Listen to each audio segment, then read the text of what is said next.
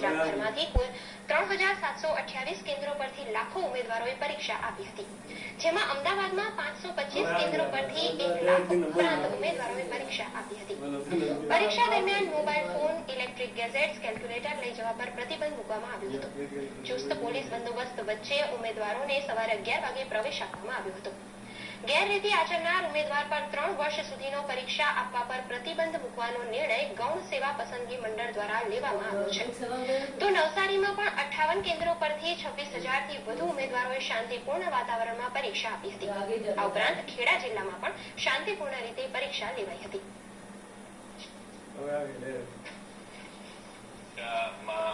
હાજર રહેવાના હતા. એ પૈકી લગભગ 75 વિદ્યાર્થીઓને 8 લાખ કરતા વધુ વિદ્યાર્થીઓએ આ પરીક્ષા આપે છે. સુરેન્દ્રનગરની સીયુ શાહ કોમર્સ કોલેજ, એમાં કેટલાક પ્રશ્નો સર્જાયા હતા. આ પેપર લીક થયું નથી. આમાં માત્ર પેપર લઈ જનાર સુપરવાઇઝરની ભૂલ છે કે જે પ્રશ્નપત્રનું પેકેજ છે જેમાં 30 પેપર છે અને 30 પેપરના પણ સીલ ઇન્ડિવિજ્યુઅલ હોય છે, પણ એ 30 પેપરનું સીલ છે એમણે વર્ગખંડમાં લઈ અને વિદ્યાર્થીની હાજરીમાં તોડવાનું હોય છે, જે એમણે રસ્તામાં તોડી નાખ્યું. એટલી જ એમની ભૂલ છે. અધરવાઇઝ પેપર ફૂટ્યું છે કે સીલ તૂટેલા છે અગાઉથી એવી કોઈ માહિતી નથી અને એમાં તથ્ય પણ નથી. અહીંયા સચિવાલયની એક્ઝામ આપવા માટે આવી હતી. એટાસિકનું જે ઓવરઓલ સેક્શન હતું એ થોડું હાર્ડ હતું. ડીપલીમાં બહુ એના ક્વેશ્ચન પૂછેલા હતા.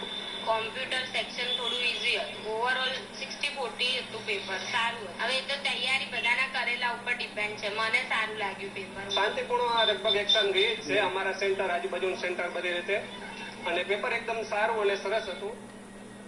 લગભગ 6 થી 7 મહિનાથી હું મહેનત કરતો, એપ્રિલ મે થી, અને સારી રીતે પેપર ગયું છે.